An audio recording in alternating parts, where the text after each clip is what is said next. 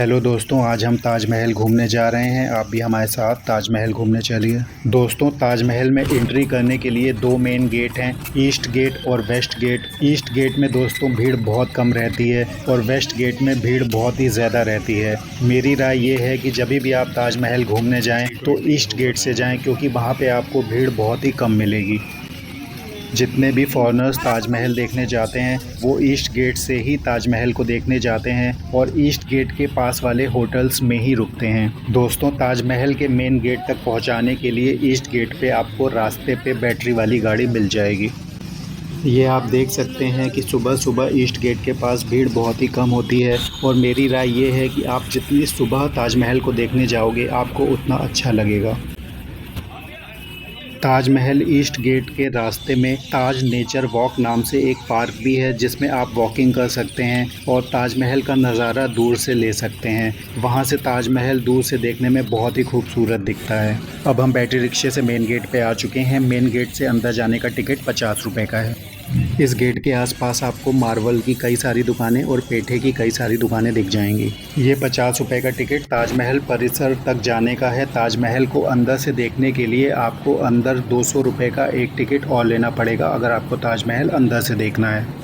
अगर आप ताजमहल पहली बार जा रहे हैं तो गाइड ज़रूर कर लीजिएगा, वो आपको ताजमहल के बारे में पूरी जानकारी अच्छे से बता देंगे। यहाँ से आप देखिए, ये जो फ्लोर हैं काफ़ी गंदे हैं, पेड़ काफ़ी ऊंचे हैं, तो दूर से देखने पे ताजमहल का प्रॉपर्ली व्यू नहीं होता है। मगर अभी आप ईयर बाई ईयर ये जो ताजमहल है ये आपका भारतीय पुरातत्व सर्वेक्षण के अंडरटेकिंग में आता है। तो उसके बाद में आप देखेंगे कि ये जो बिल्डिंग है ये प्रॉपर्ली तरीके से इसका मेंटेनेंस किया गया है भारतीय पुरातत्व सर्वेक्षण के अंडर में। इसका मतलब ये है कि जैसे कोई भी फ्लोर गंदा हो गया, कोई भी फ्लोर के अंदर स्टोन्स खराब हो गया, निकल गया, तो उसको रिप्लेस करके वहाँ पे नया लगा देंगे। ठीक है ना, आइए। पुरातत्व विभाग वाले लगाते हैं ना। यहाँ से आप वीडियो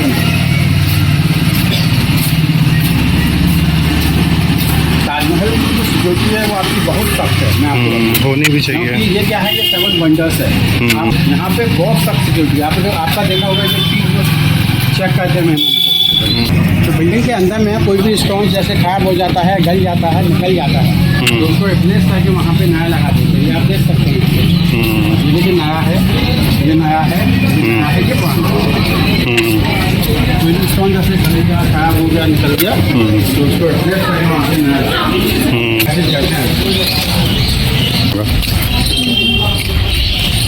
यहाँ से आप देखिए, ये जो आप यहाँ पे डोर जो देखे हैं, इधर में भी ये छोटे छोटे रूम्स हैं। अभी के टाइम में जो CISF है वो यहाँ पे 2001 से सिक्योरिटी दे रहा है। तो उन्होंने यहाँ पे अपने ऑफिस और इधर में स्टोर रूम्स बना दिए हैं।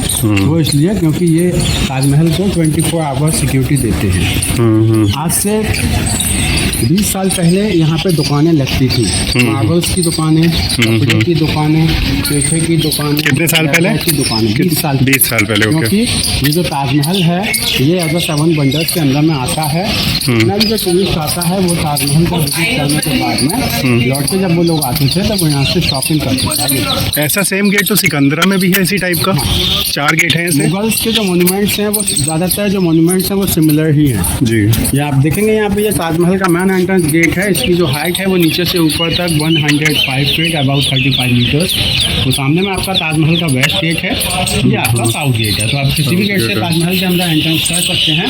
मगर जब आप प्रवेश द्वार के अंदर में जाएंगे तो आपको एक खूबसूरत सा महल देखने के लिए मिलेगा, जिसको बोलते हैं मुमताज महल।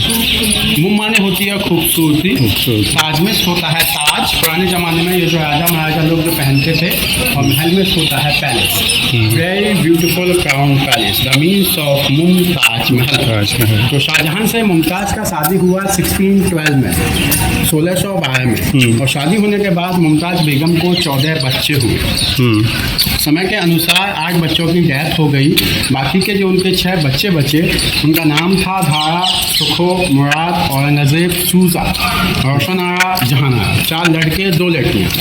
शाहजहां के बाद दिल्ली की गद्दी पे जाके जो बैठे वो आपके औरंगजेब थे, जो कि 1658 में 1658 में दिल्ली की गद्दी पे जाके वो बैठे। तो मुमताज़ बेगम को 14वें बच्चे की डिलीवरी होने के बाद गर्भावस्था में जब उनकी डेथ हुई तो उनको दफनाया गया बुरहानपुर के अंदर, जो कि मध्य प्रदेश का एक पार्ट है। वहाँ पे उस टाइम में उनको दफनाया गया और वहाँ से 6 महीने बाद उनका डेड बॉडी लाके यहाँ पे शिफ्ट किया और उसके बाद बिल्डिंग को बनाना स्टार्ट किया। अच्छा, डेड बॉडी शिफ्ट करने के बाद बनाना शुरू किया था। आपकी जानकारी के लिए बता दूं कि आज के टाइम में मोबाइल कैमरा हर कोई लेके आता है, मगर यहाँ से आप अंदर में जाएंगे तो ताजमहल आपको बिजी मिलेगा, क्योंकि अंदर में लोग मिलेंगे। और ये क्या है, ये मोन्यूमेंट है खूबसूरती के लिए। तो 90% ताजमहल के अंदर फोटोग्राफी होती है। 90% जितने भी जो टूरिस्ट आएंगे वो फोटो जरूर लेते हैं। तो अंदर में प्रोफेशनल फोटोग्राफर काम करते हैं। अगर आप उनसे अपने कुछ खूबसूरत फोटोग्राफी करवाना चाहते हैं तो वो आपको हार्ड कॉपी और सॉफ्ट कॉपी के अंदर में आपको फोटो बना के निकाल के आपको देते हैं। जाते में फोटोग्राफी होती है, क्योंकि बहुत ज़्यादा ह्यूमिडिटी है ना, पसीना नहीं आता है। तो ये आप देख लीजिए, यहाँ पे ये काफ़ी खूबसूरत फोटोग्राफी की जाती है, जिसमें कि ये the queen of lady Diana bench है, ये आपका होल्डिंग पिक्चर्स है, ये कपल पिक्चर्स है, ये मैन एंट्रेंस गेट के साथ कपल्स है। तो काफ़ी खूबसूरत यहाँ पे कपल्स के अंदर फोटोग्राफी होती है, क्योंकि ये जो बिल्डिंग है as a symbol of love. ये फोटो आपका बहुत ही डेलिकेट, बहुत ही फाइन वर्क इसके अंदर में किया गया है। देख सकते हैं, ये आपका पुराना वाला है, ये आपका नया है। ये देखिए, पुराना कौन सा है? ये पुराना, ये पुराना, ये नया, ये नया। तो यहाँ से आप फोटोग्राफर को फॉलो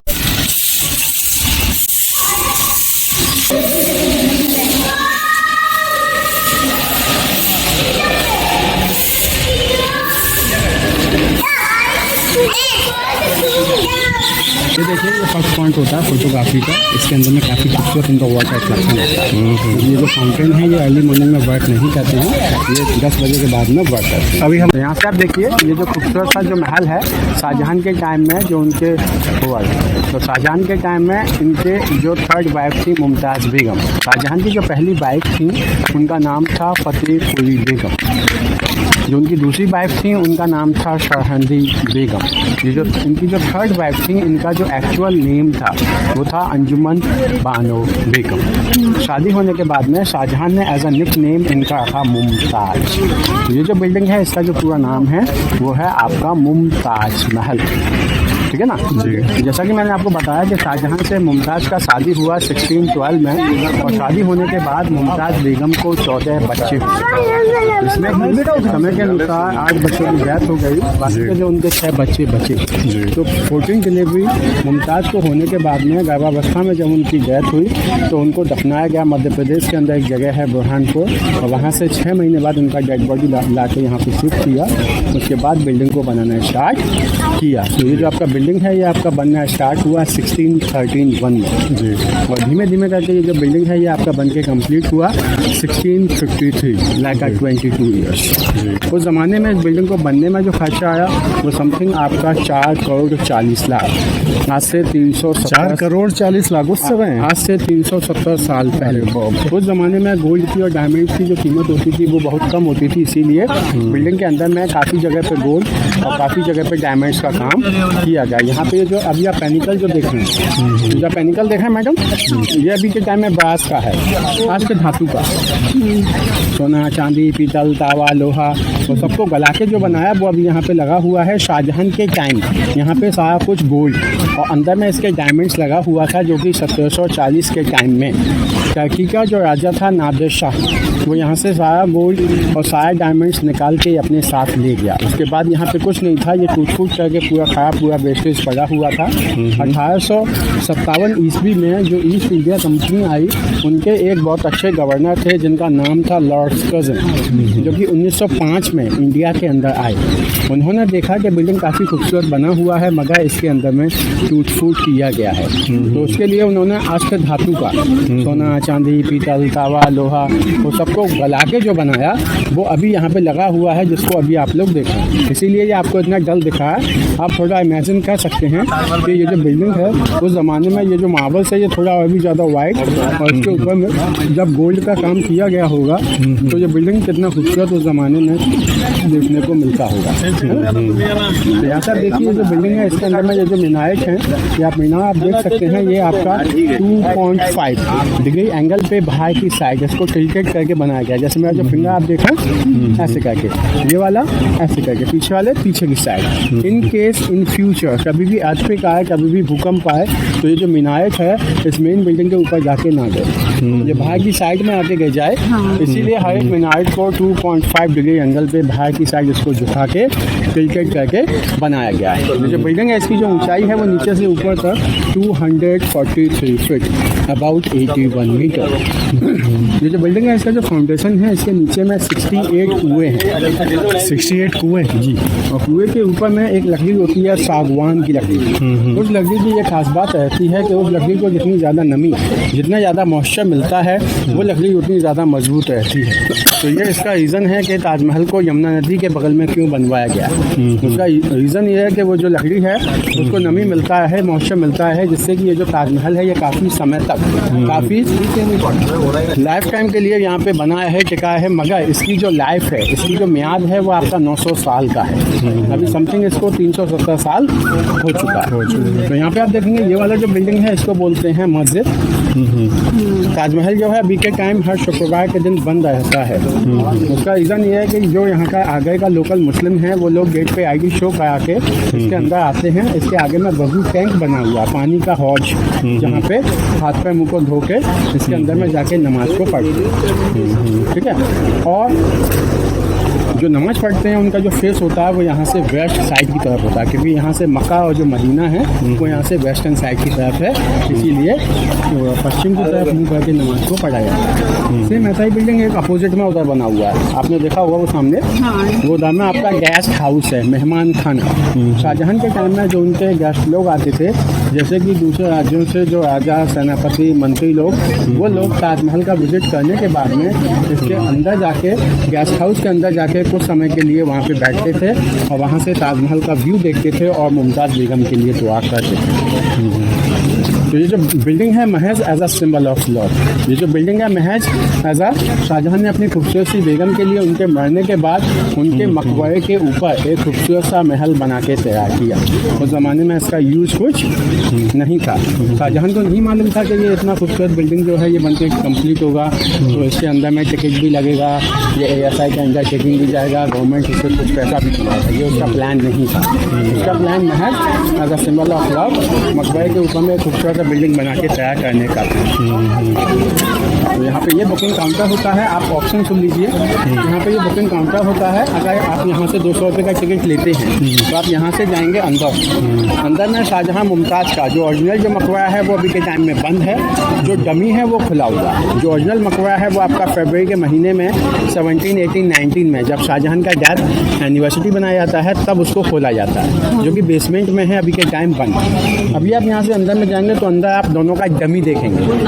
अंदर में फोटोग्राफी अलाउ नहीं होता है और आप डमी देख के 10 मिनट में सीढ़ियों से नीचे उतर के आ जाएंगे। उसके लिए आपको 400 रुपये खर्च करने हैं। अभी जो आपका 50 रुपये का टिकट है उसमें आप क्या करेंगे, तो यहाँ से आप जाएंगे, पीछे यमुना नदी का व्यू देखेंगे, गार्डन देखेंगे मेहताबाद, पीछे से आगरा फोर्ट देखेंगे और पीछे से घूमते हुए आप जाएंगे गेस्ट हाउस। यहाँ से भी फोटोग्राफी होगी, पीछे से भी फोटोग्राफी होगी और गेस्ट हाउस की साइड से भी फोटोग्राफी होगी। तो आपके लिए ऑप्शन है, बताइए।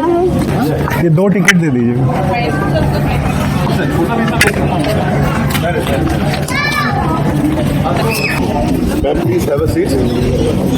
यहाँ पे आप देखेंगे जो फ्लोर का डिज़ाइन है वो हर एक डिज़ाइन अलग करके बनाया गया है। नीचे का जो डिज़ाइन है, नीचे यहाँ देखिए, ये जो डिज़ाइन है नीचे का, ये डिज़ाइन जो है वो अलग है। जो मस्जिद है उसका डिज़ाइन जो है वो अलग है। आप मेन प्लेटफॉर्म के ऊपर में जाएंगे, वहाँ का जो डिज़ाइन है वो अलग है। तो हर एक जो डिज़ाइन है ये कॉपी करके बनाया गया है कारपेट से, क्योंकि जो पर्शियन कारपेट है वो आपका बेहद ज़्यादा फेमस है इन द वर्ल्ड, क्योंकि वो जो मुमताज़ बेगम थी वो आपके पर्शिया से बिलोंग करती है, इसीलिए उनको ये पर्शियन कारपेट ज़्यादा पसंद था। तो शाहजहां ने हर फ्लोर के अंदर में अलग अलग डिज़ाइन डाल के पर्शियन कारपेट का मुआयना पेश किया है। आइए पीछे से व्यू देख लीजिए। पीछे में आपका यमुना नदी है जो कि इधर से आता है, हिमालय से, दिल्ली से, मक्का से। वो आपका ब्लैक ताजमहल का फाउंडेशन है। शाहजहां चाहते थे वहाँ पे अपने लिए एक काला ताजमहल बनवाना। कहाँ पे? वो जो आप सर्कल देखें जो गोल घेरा बना हुआ फील्ड जैसा, जो लोग खड़े हैं ना उसके पीछे में, तो वो आपका ब्लैक ताजमहल का फाउंडेशन है। शाहजहां चाहते थे वहाँ पे अपने लिए एक काला ताजमहल बनवाना। अगर वहाँ पे काला ताजमहल बनता तो शाहजहां का मकबरा उसके अंदर, मुमताज़ का इसके अंदर, मगर ऐसा नहीं हो पाया। जो उसका बेटा था औरंगज़ेब, उसको मोन्यूमेंट बनवाने का कोई शौक़ नहीं था, इसीलिए उसने अपने फादर को नज़रबंद किया, कैद किया आगरा फोर्ट के अंदर। सामने में जो आगे का किला है उसमें शाहजहां को नज़रबंद किया गया 1658 से लेकर 1666। 8 साल शाहजहां मकबरे पर इसीलिए नहीं आए कि वो अपने लिए वहाँ पे काला ताजमहल अगर बनवाते तो मुगलई जो खजाना था वो सब खत्म हो जाता, तो आगे वो अपना शासन, अपना राजपाट आगे नहीं चला पाते। तो उसके लिए ऐसा किया गया और शाहजहां को वहाँ पे नज़रबंद किया गया। जब 1666 में जब शाहजहां का डेथ होने वाला था तो उन्होंने अपने बेटे से वादा लिया कि आपने हमारे लिए काला ताजमहल तो नहीं बनने दिया, मगर जब हमारा डेथ हो जाए तो हमारा समाधि, हमारा मकबरा आप मुमताज़ बेगम के बगल में बनवाना। इसीलिए इसके अंदर में शाहजहां का रियल और डमी ये बनाया उसके बेटे औरंगज़ेब ने 1666 में। अंदर में मुमताज़ का रियल और डमी ये बना ताजमहल के साथ 1631 में। मुमताज़ के मरने के बाद 35 साल बाद शाहजहां का डेथ हुआ। 35 साल बाद। तो ये जो बिल्डिंग है महज as a symbol of love, महज एज अ खूबसूरत सा बिल्डिंग, खूबसूरत सा महल बना के तैयार किया शाहजहां ने अपनी खूबसूरत सी बेगम के लिए उनके मरने के बाद। वहाँ से वो ताजमहल देख के रोते थे तो उनकी आइज़ की रोशनी भी कम हो गई थी, इसीलिए वो डायमंड्स के थ्रू भी ताजमहल को देखते थे, जिससे कि ताजमहल थोड़ा नज़दीक और थोड़ा बड़ा उनको दिखाई दे। पीछे में देखो ये आपका वाटर ड्रेनिंग सिस्टम, पहले जो बारिश का पानी आता था, फ्लो का पानी आता था, वो सब यहाँ से नीचे से यमुना नदी की साइड में निकल जाता है। ये जो बिल्डिंग है इसकी जो खूबसूरती है, आगे ये जो बिल्डिंग है इसकी जो खूबसूरती है, इसको 3 भागों में बांटा गया है, 3 भागों में इसको आंका गया है। पहली जो खूबसूरती है वो ये है, तो ये जो आपका बिल्डिंग है as a symbol of love, Shahjahan ने अपनी खूबसूरत सी बेगम के लिए उनके मरने के बाद इस बिल्डिंग को बना के तैयार किया। और बिल्डिंग अकॉर्डिंग टू 400 साल पहले प्यार को दर्शाने के लिए, प्यार को जताने के लिए इससे खूबसूरत दूसरा मोन्यूमेंट कोई नहीं बनना है। दूसरी इसकी जो सबसे खास बात है वो ये है कि ये जो आपका बिल्डिंग है ये आपका परफेक्ट सिमेट्रिकल, बिल्कुल एक जैसा करके इसको बना के तैयार किया गया। कहीं से भी कुछ भी आप देखोगे ताजमहल के अंदर नीचे देखना, तो जैसा भाग आप इसका एक देखोगे ऐसा ही भाग आपको इसका दूसरा देखने को मिलेगा। बिल्कुल एक्यूरेट होगा ना। हाँ, तो ये इसकी खूबसूरती है कि ये जो आपका बिल्डिंग है ये परफेक्ट सिमेट्रिकल, बिल्कुल एक जैसा करके इसको बना के तैयार किया गया। तीसरी इसकी जो सबसे खास बात है ये आपके फ्लावर्स का जो वर्क है वो है। सामने में आप देखिए जो फ्लावर्स बने हुए हैं वो आपका ना ही कलर है ना ही आपका पेंट है। मैडम थोड़ा सुन लीजिए, तो जो बिल्डिंग आप देख रहे हैं सामने में इसके अंदर में जितना भी जो फ्लावर्स का जो डिज़ाइन है सारा कुछ आपका ना ही कलर है ना ही आपका पेंट है। उसके अंदर में Perseus and the semi Perseus like a James. James means जैसे आपका मूंगा है, पन्ना है, नीलम है, अकीक है, रूबीज है, 27 तरह के बीच कीमती स्टोन ताजमहल के अंदर 8 के इसके अंदर लगाए गए हैं, दर्शाए गए। और जितना भी जो वर्क है वो सारा कुछ आपका मैनुअली आपका एक फ्लोर डिज़ाइन का इसके अंदर में डिज़ाइन बना के तैयार किया गया है। वो इसलिए ये जो बिल्डिंग है ये लेडीज़ के लिए ही बनवाया गया है। यहाँ पे आप देखेंगे ये देखिए स्टोन्स, देखिए इसको हाथ लगा के टच कीजिए, इसको घिसिए जितना मर्जी हो उतना, इसमें से चूना नहीं निकलेगा, ये रफ नहीं होगा, ये डाई नहीं होगा। आप इसके ऊपर में कितना भी पानी डालिए ये घुलेगा नहीं, क्योंकि ये आपका सॉलिड मार्बल है। आप इसके ऊपर में पानी डालेंगे ये उतना ही पानी को ऑब्जर्व करके और भी ज़्यादा सॉलिड बनता है। इसके ऊपर में आप ऑयल डालेंगे तो और भी ज़्यादा ये सॉलिड बनता है। आप इसको रफ करेंगे तो इजीली रफ नहीं होता है। इसके अंदर में कार्विंग किया जाता है, इसके अंदर में precious and the semi precious stones का काम किया जाता है। तो ये आपका सॉलिड मार्बल है, एक ऐसा ही देखने में होता है जिसको बोलते हैं लाइम स्टोन। वो जो आपका लाइम स्टोन होता है वो सारा कुछ आपका चौक होता है। अगर आप उसको रफ करेंगे तो उसमें से पानी डालेंगे तो वो ख़त्म हो जाएगा, और रफ करेंगे तो उसमें से चूना निकल आएगा। तो ये जो मार्बल्स है ये आपका राजस्थान में जो मकराना है, नागौर डिस्ट्रिक्ट, उस ज़माने में by camel cart, horse cart, elephant cart ला के बिल्डिंग के अंदर में लगवाए गए हैं, इनको तराशा गया।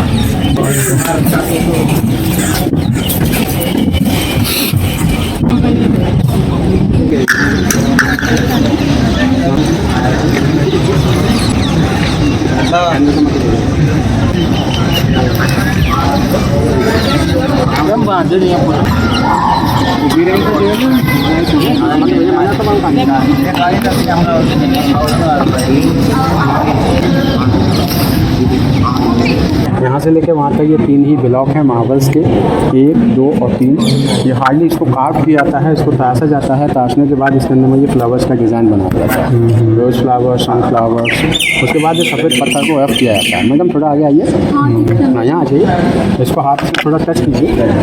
ये सारा कुछ आपका ना ही कलर है ना ही आपका पेंट है। ये जो आपका ग्रीन कलर का स्टोन है इसको मेलाकाइट बोलते हैं। ये आपका साउथ अफ्रीका से है। इसको क्या बोलते हैं? मलाकाइट। ये साउथ अफ्रीका से है। ये जो ब्लैक कलर का स्टोन है इसको ब्लैक ऑनेक्स बोलते हैं। ये आपका यमन से है। ये आपका बेल्जियम से है। ये जो ब्लैक स्टोन है, ये जो आपका रेड कलर का स्टोन है इसको कोरल बोलते हैं। ये आपका यमन से है। ये आपका मदर ऑफ पर्ल है जो कि आपका श्रीलंका से है। अंदर में आप देखेंगे तो अंदर आपको दिखाऊंगा ब्लू कलर का स्टोन लैपिस लजुली जो कि आपका बगदाद से है। तो कहने का मतलब ये है कि ये जो वाइट मार्बल से उसको हार्डली तरीके से इसको काटा गया, सुन लीजिए, इसको हार्डली तरीके से काटा गया, तराश किया गया, इसके अंदर होल किया गया। ये वाला जो स्टोन है इस होल के मापे हैंड व्हील ग्राइंडर से इसको छीना, इसको शेप दिया, होल के अंदर मरक के ऊपर से रेफरेंस बॉल में पॉलिशिंग किया। तो ये जो वर्क है ये एज आ 1 पीस से कंप्लीट 1 फ्लावर्स है। ये 5 पीस से कंप्लीट 1 फ्लावर्स है। अंदर आप चलेंगे तो आपको 64 पत्थर के टुकड़े को डाल के तैयार किया गया एक ही फ्लावर्स है। तो ये जो वर्क है ये आपका बहुत ही डेलीकेट, बहुत ही फाइन वर्क इसके अंदर में किया गया है। ताजमहल को जो बनाया उस ज़माने में 19,000 मजदूर लोगों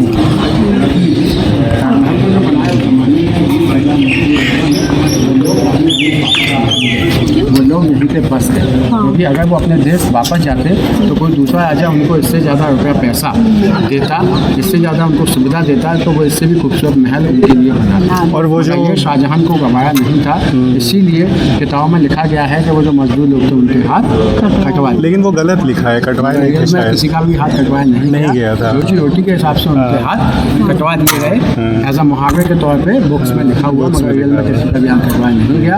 तो इसीलिए वो जो मजदूर लोग थे वो यहीं पे फंस गए। और ताजमहल को जो बनाया उस ज़माने में 20,000 मजदूर लोगों ने, उन्हीं की सेम डिसेंडेंट्स फैमिलीज आज के टाइम में भी यहाँ पे रहती है और उन्हीं के सेम डिसेंडेंट्स इस काम को करते हैं। तो वो लोग इस काम को कैसे करते हैं वो हम आपको गेट से बाहर दिखाएंगे।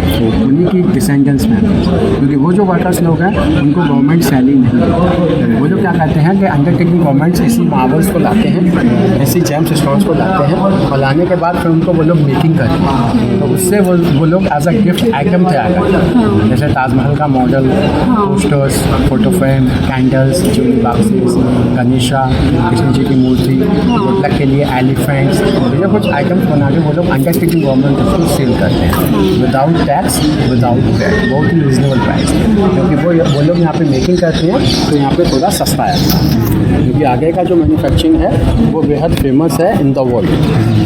यहाँ से आप प्लीज़ अंदर में आएंगे तो ये जो चैम्बर है यहाँ से सीढ़ियाँ हैं नीचे जाने के लिए, जो कि शाहजहां का जो ओरिजिनल जो मकबरा है और मुमताज़ का ओरिजिनल जो मकबरा है उन दोनों के लिए जाने का रास्ता यहाँ से है।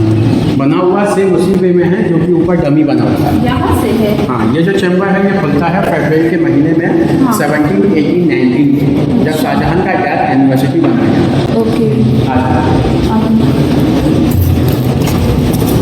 और ये यहाँ से आप देखिए जो छोटा वाला जो मकबरा है, जो छोटा वाला टोम है ये मुमताज़ का है, बड़ा वाला जो है ये आपका शाहजहां का है, ये दोनों का डमी है as it is real one इसके वे में फिट डाउन। ये जो आप लाल वाला फूल देखेंगे ये वाला, ये देखिए आगे पीछे थोड़ा धीमे धीमे, ये आपका इसको एक लोटस फ्लावर्स को बना के तैयार किया है, जिसके इसके अंदर में 64 पीसेस को तराश के ये एक ही फ्लावर्स तैयार है। ये एक पत्थर का टुकड़ा है जिसको भी तराश के इसके अंदर आप देखेंगे दिल का डिज़ाइन, नीचे और भी बड़ा है, नीचे से ऊपर फ्लावर पॉट का डिज़ाइन। तो ये जो वर्क है इसको बोलते हैं मोज़ाइक। ये आपका मोज़ाइक वर्क है। ऊपर वाला जो है ये आपका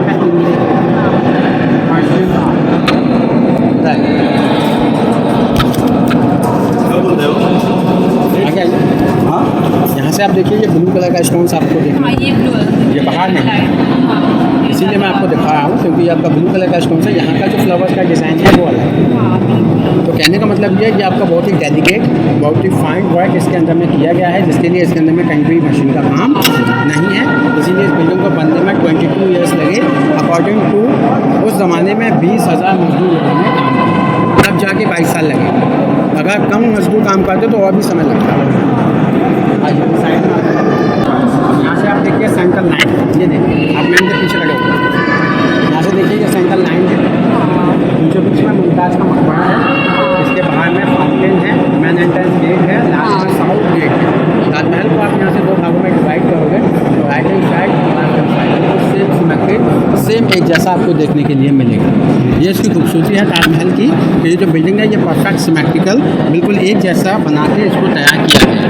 ताजमहल जो है वो अंदर से ऑक्टागोनल है, साइड में ताजमहल जो है वो अंदर से ऑक्टागोनल है। 1 2 3 4 5 6 7 8 ये आपका मुस्लिम कल्चर को रिप्रेजेंट करता है। उस ज़माने में जो इमाम आते थे, जो उलमा आते थे, इमाम समझते हैं जो उस ज़माने में जो इमाम आते थे, उलमा आते थे, तो वो लोग यहाँ पे आके इन कुरान की छोटी छोटी आयतों को पढ़ते थे, तो उनकी आवाज़ को सब लोग सुन लें। उसके लिए इसके अंदर में एको सिस्टम है, आवाज़ गूंजता है, क्योंकि इसके अंदर में डबल डोम है। यहाँ से आप ये जो छत देखा है उसके ऊपर में एक और डोम है, तो अंदर में गैप है 40 फीट का। इसके लिए इसके अंदर में एको सिस्टम है, आवाज़ गूंजता है। क्या नाम है आपका?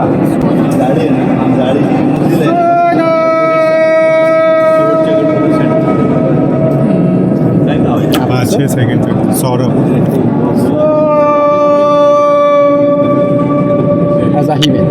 As a paradise.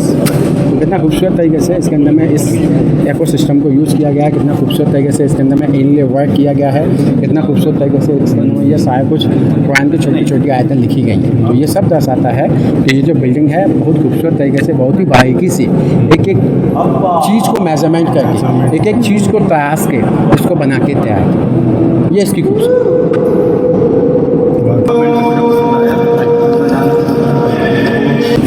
मार्बल्स को टच करेंगे, हाथ लगाएंगे, उभरे हुए हैं। हाँ, बहुत सुंदर बना है। सबसे हार्ड जो फ्लावर्स है वो ये है।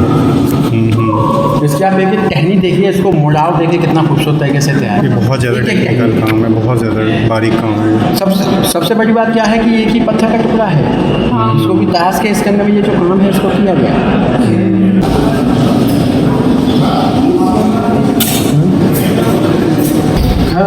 आदमी का अपना एक नज़रिया होता है घूमने का। ये आपका क्रॉस वेंटिलेटर है, ये पासिंग होता क्या है कि मार्बल्स के अंदर में अगर हवा का आवागमन नहीं होगा तो मार्बल्स चटक जाता है, अच्छा कैप हो जाता है। तो ये तो इसीलिए इसके अंदर में ये क्रॉस वेंटिलेटर का काम किया गया है। फ्लावर्स देखिए, ये देखिए same as it is, flowers के अंदर में भी परफेक्ट सिमेट्री दी गई। तो ये इसकी सबसे बड़ी और सबसे खास बात है। ताजमहल जो है वो अंदर में काफ़ी खूबसूरत तरीके से बना के तैयार किया गया है।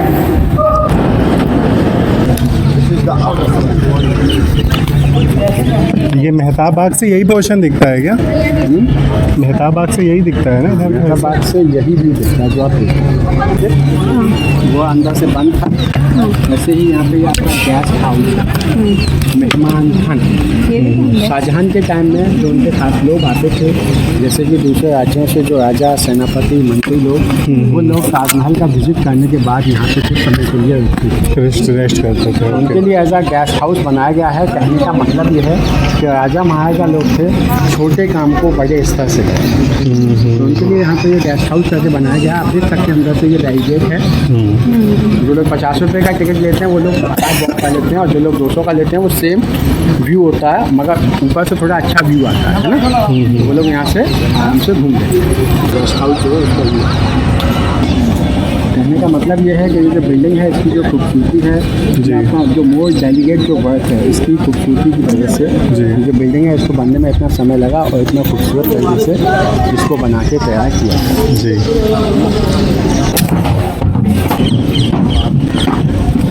जूते का कवर निकाल के डाल दीजिए।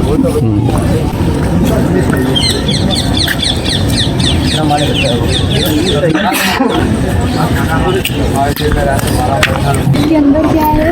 इसके अंदर में ये मस्जिद है, अंदर में लोग खड़े होकर अंदर में नमाज़ पढ़ते हैं। फ्राइडे को इमाम है वो अंदर में खड़े होकर नमाज को पढ़ाते हैं। फ्राइडे को ना, तो फ्राइडे के दिन जुमे का नमाज होता है जो कि थोड़ा बड़ा माना जाता है, तो उस हिसाब से इसके अंदर में नमाज पढ़ाई। वैसे ये 6 दिन के लिए बंद रहता है।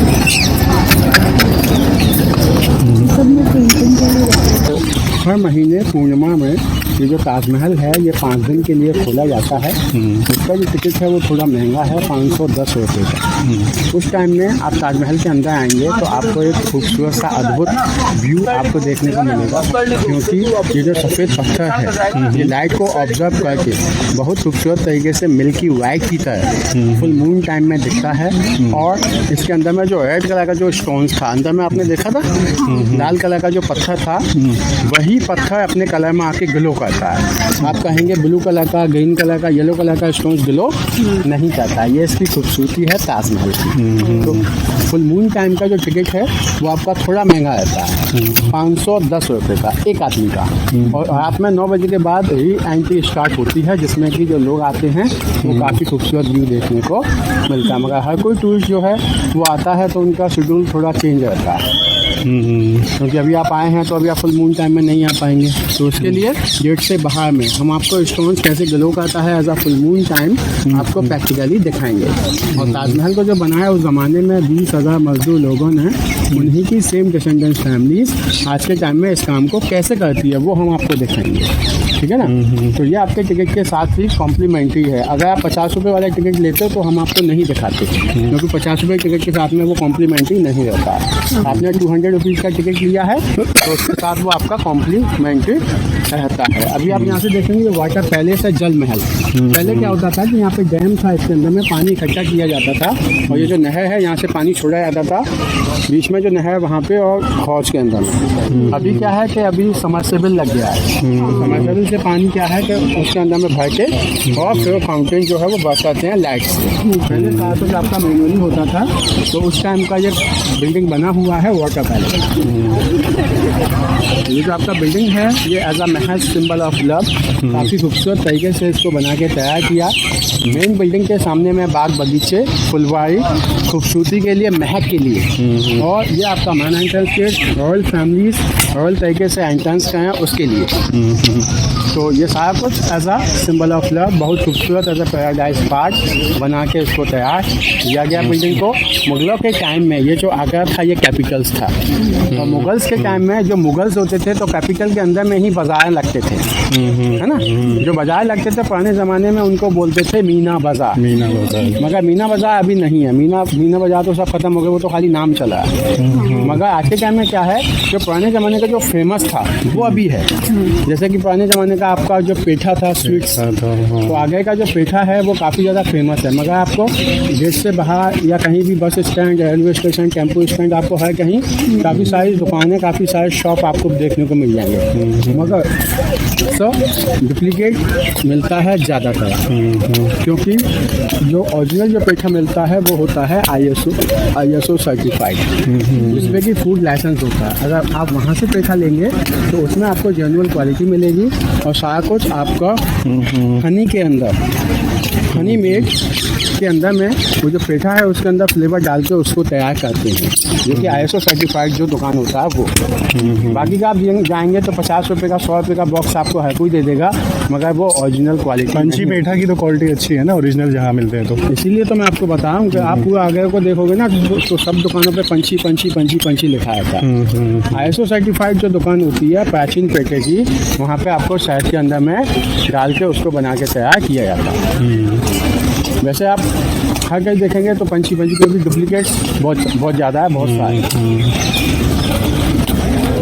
पेठा पहले टेस्ट करेंगे, जो ओरिजिनल क्वालिटी होती है वो काफ़ी अच्छी होती है, क्योंकि शैकिंग वाला जो पेठा होता है केमिकल्स वाला, वह थोड़ा सा केमिकल्स मिलाया और 20 से 25 किलो पेठा बन के तैयार हो गया।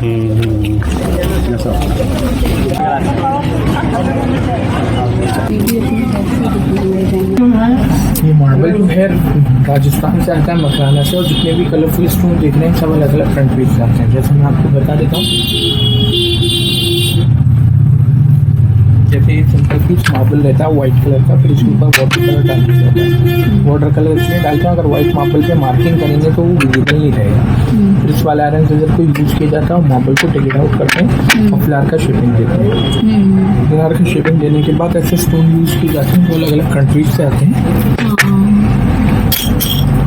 जैसे ग्रीन वाला देखिए, इसको मलाकाइट बोलते हैं, साउथ अफ्रीका से आता है। ये रूबी स्टार है, ये इंडिया से आता है। ये शीशेल है, ये समुद्र में से निकलता है। ये लैपिस लेजुली है, ये अफगानिस्तान से आता है। ये एब्लोनिश शेल है, ये न्यूजीलैंड से आता है।